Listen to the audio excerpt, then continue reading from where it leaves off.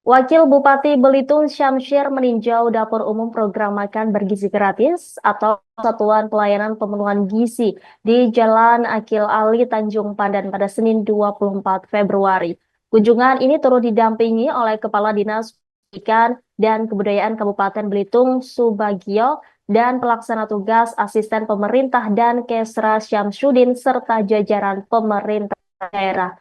Untuk mengetahui informasi selengkapnya, saudara akan disampaikan oleh jurnalis Pos Belitung rekan Adelina. Silakan dengan laporan Anda rekan Adelina.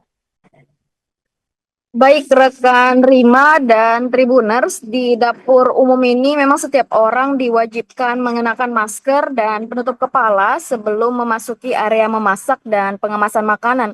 Namun memang saat kemarin kami datang ke lokasi, pengelola tidak mengizinkan untuk mengambil gambar untuk dipublikasikan.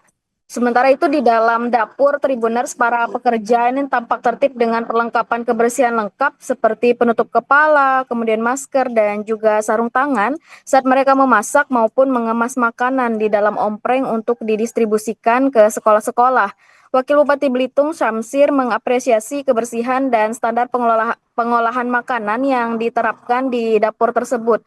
Namun ia juga memberikan masukan terkait sirkulasi udara yang dirasa kurang optimal akibat aktivitas memasak yang intens. Ia juga menyarankan pemasangan blower untuk meningkatkan kenyamanan pekerja karena memang ketika memasuki tempat memasak di SPPG Jalan Akil Ali Tanjung Pandan ini memang terasa hawa panas. Dan selain juga aspek kebersihan, Wakil Bupati Belitung juga menyoroti pentingnya pemenuhan gizi yang sesuai dengan kebutuhan anak-anak. Ia juga menekankan bahwa perbedaan kebutuhan gizi antara anak TK dan SD ini juga harus diperhatikan secara detail, termasuk juga pemilihan bahan makanan yang aman bagi anak-anak. Dapur umum ini beroperasi hampir 24 jam sehari untuk memasak ribuan porsi makanan bagi para pelajar di sekitar Kelurahan Pangkalalang, Tanjung Pandan, Belitung. Dan selama 5 hari dalam sepekan, para pekerja ini menyiapkan sebanyak 3.100 porsi makanan yang disiapkan dengan bahan baku yang diperoleh dari pasar tradisional. Dan beras tentunya menjadi salah satu kebutuhan utama dengan konsumsi mencapai lebih dari 200 kg per hari. Selain juga telur, sayuran, ikan, dan ayam sesuai menu yang akan diberikan untuk program makan bergizi gratis di sekolah-sekolah.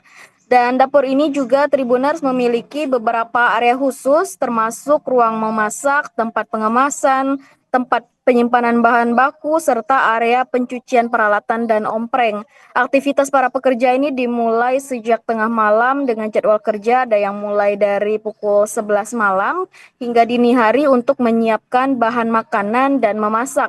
Lalu mulai dari dini hari hingga pagi ada yang bertugas untuk mengemas makanan, ada juga yang bertugas untuk mengantarkan makanan, lalu siang hari hingga malam hari ada juga yang bertugas untuk membersihkan peralatan masak dan juga ompreng-ompreng, serta ada yang belanja untuk mempersiapkan bahan baku untuk dimasak. Rutinitas ini pun telah dijalani sekitar sepekan saat program MBG pertama kali berjalan di 11 sekolah di Belitung pada 17 Februari 2024 lalu. Dan lebih dari 50 pekerja terlibat dalam berbagai tugas, mulai dari memasak, mengemas, mencuci peralatan, hingga mendistribusikan makanan ke sekolah-sekolah. Termasuk juga ada ahli gizi dan petugas keamanan. Dan setiap menu yang disajikan ini telah dikonsultasikan juga dengan ahli gizi dan kepala dapur dengan pemilihan bahan baku yang menyesuaikan ketersediaan lokal. Dalam sehari, dapur ini bisa menghabiskan lebih dari 200 kg buah seperti jeruk sebagai bagian dari menu makan bergizi bagi para pelajar. Makanan yang disediakan ini terdiri dari nasi, lauk pauk, dan buah. Dan menu MBG di sejumlah sekolah di Belitung yang telah berjalan ini memang tidak termasuk susu. Menurut perwakilan SPPG Akil Ali Tanjung Pandan, Maulana, bahwa pemberian susu ini hanya dilakukan di daerah-daerah yang memiliki produksi susu lokal. Sementara karena di Belitung tidak memiliki produksi susu lokal, makanya menu MBG ini tidak memberikan susu kepada para siswa. Demikian laporan kami rekan Rima. Dan Tribuners, wartawan kami juga sudah menghimpun wawancara dengan Wakil Bupati Belitung Syamsir. Berikut tayangannya untuk Anda. Secara standarisasi sudah cukup luar biasa.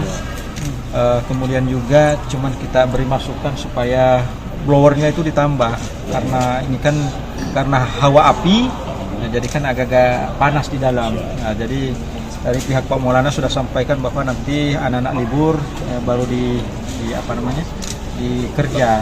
Ya kalau nambah blowernya besar kan asap atau apa dia cepat keluar. Download Tribun X sekarang, menghadirkan lokal menjadi Indonesia.